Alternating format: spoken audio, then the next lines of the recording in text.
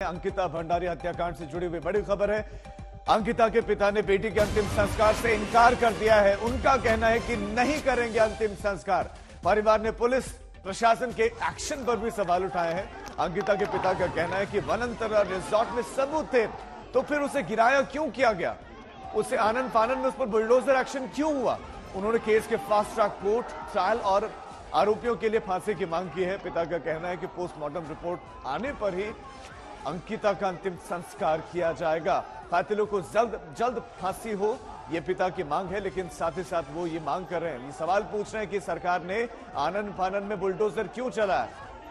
क्या वाही लूटने के लिए तत्काल बुलडोजर एक्शन चला दिया क्या, ये जानते हुए भी कि उस रिजॉर्ट से बहुत सारे सबूत मिल सकते थे, खासतौर पर उस हिस्से से जहां पर अंकिता रह रही थी।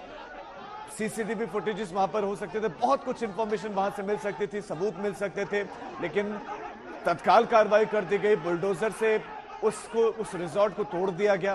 तो आखिर इतनी जल्दबाजी में एक्शन क्यों किया गया और अंतिम संस्कार से परिवार वालों का इनकार है। पूरे उत्तराखंड में इस वक्त आक्रोश है, पूरा उत्तराखंड गुस्से में है और गुस्से के पीछे की वजह है अंकिता भंडारी की हत्या और उसके बाद जो एक लचर व्यवस्था नजर आई है प्रशासनिक। सीधा सीधा आरोप है, पहला तो बुलडोजर से उसको क्यों गिराया गया, दूसरा वो मांग कर रहे हैं कि जब तक पोस्टमार्टम की रिपोर्ट नहीं आ जाती तब तक वो अंतिम संस्कार नहीं करेंगे। तीसरा मांग यही है कि मांग उनकी है कि फास्ट ट्रैक कोर्ट में इस मामले की सुनवाई हो और फांसी की सजा मिले। अंकिता के रिश्तेदारों का क्या कुछ कहना है, क्या उनकी मांग है, एक बार आपको सुनाते हैं।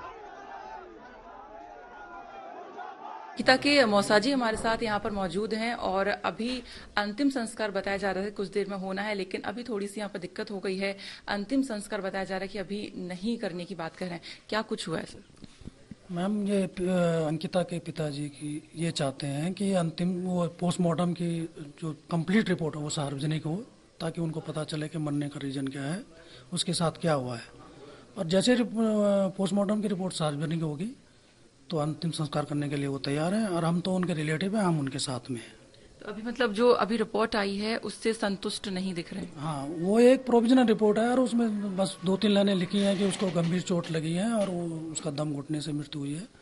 वो ये चाहते हैं कि वो जो पोस्टमार्टम की कंप्लीट रिपोर्ट है वो सार्वजनिक हो, जिससे कि उसके साथ क्या हुआ उन कारणों का पता चल सके। कंप्लीट रिपोर्ट चाहिए, प्रोविजनल रिपोर्ट से काम नहीं चलेगा। परिवार वाले स्पष्ट कह रहे हैं कि ये प्रोविजनल रिपोर्ट क्यों, कंप्लीट रिपोर्ट क्यों नहीं है। कंप्लीट रिपोर्ट होगी जिसमें उनको पूरी जानकारी होगी कि कैसे उनकी बेटी की हत्या की गई, कत्ल कैसे हुआ, कैसे उसकी मौत हुई, उसकी पूरी जानकारी उनको चाहिए, एक एक इंफॉर्मेशन चाहिए। लेकिन प्रोविजनल रिपोर्ट देकर वो अंतिम संस्कार नहीं करने वाले जब तक पूरी रिपोर्ट नहीं आती है। यही उनकी मांग है और साथ ही साथ मांग है कि जो भी इसमें दोषी पाया जाएगा फांसी से कम कुछ और नहीं। इस वक्त उत्तराखंड की जो बड़ी आबादी है वो आक्रोशित है। उत्तराखंड के अलग अलग हिस्सों में प्रदर्शन देखने को मिले हैं। उत्तराखंड की राजधानी देहरादून में भी प्रदर्शन देखने को मिले और ये थोड़ी देर पहले की श्रीनगर की तस्वीरें, श्रीनगर में प्रदर्शन देखने को मिला। वहां पर बड़ी संख्या में लोग एकजुट हुए हैं और उन्होंने मांग की है कि तत्काल फांसी उनको दी जाए। लेकिन आपसे एक निवेदन और करना चाहते हैं कि एक तो पीएम की रिपोर्ट सार्वजनिक करें, दूसरा उस लड़की के परिवार को 1 करोड़ रुपए की धनराशि जब तक नहीं दी जाती है तब तक हम यहाँ से उठने वाले नहीं हैं। मैं मीडिया के माध्यम से कहना चाहता हूँ, जब तक सरकारी नौकरी नहीं मिल जाती है तब तक हम इस मोर्चरी से इस बेटी की डेड बॉडी को नहीं उठाने देंगे। इसलिए आप सबसे विनम्र निवेदन है कि आज अगर आप लोग अपनी इस अंकिता को अपनी बेटी समझते हैं तो जब तक ये तीनों मांग हमारी पूरी नहीं हो जाती हैं तब तक इस बेटी को यहाँ से नहीं उठने देंगे। इसलिए हाथ जोड़कर निवेदन है, प्रशासन के लोगों को से भी निवेदन है कि आज यहाँ पर खून खराबा हो जाएगा। मैं हत्यारों को फांसी दो, फांसी दो, हत्यारों को फांसी दो।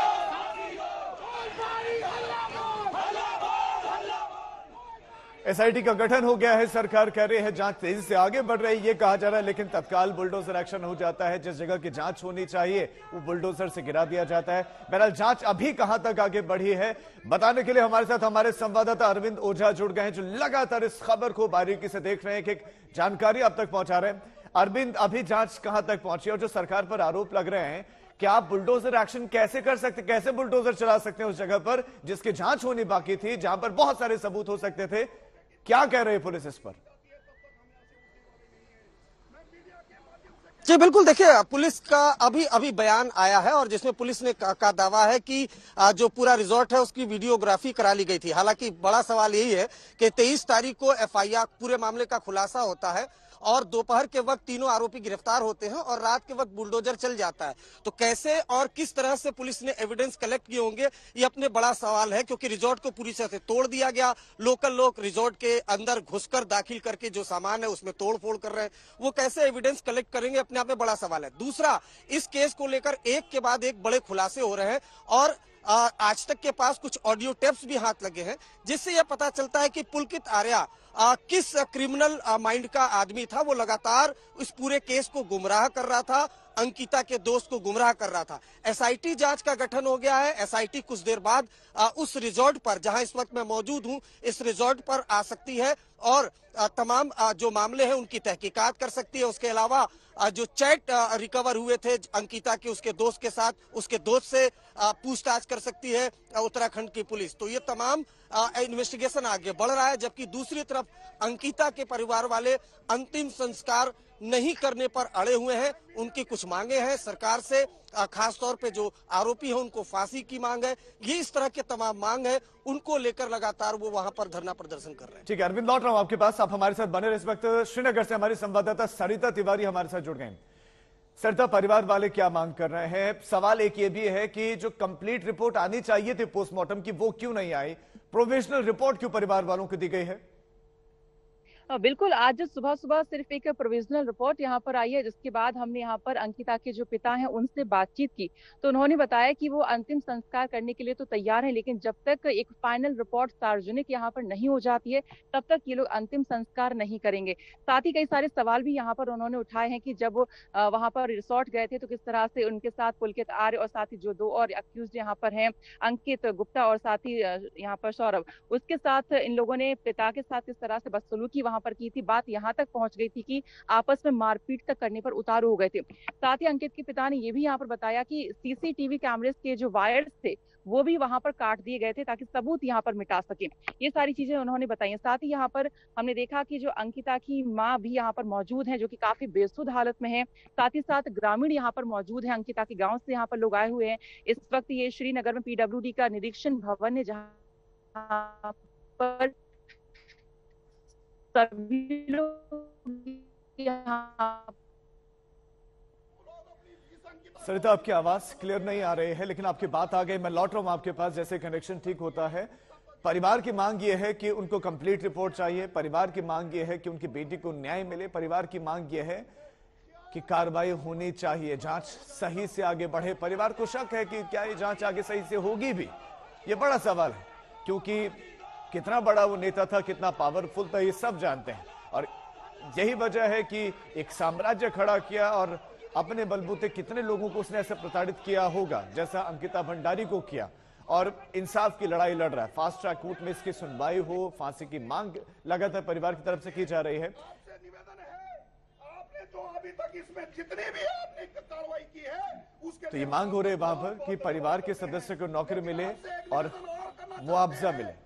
तो पीएम की रिपोर्ट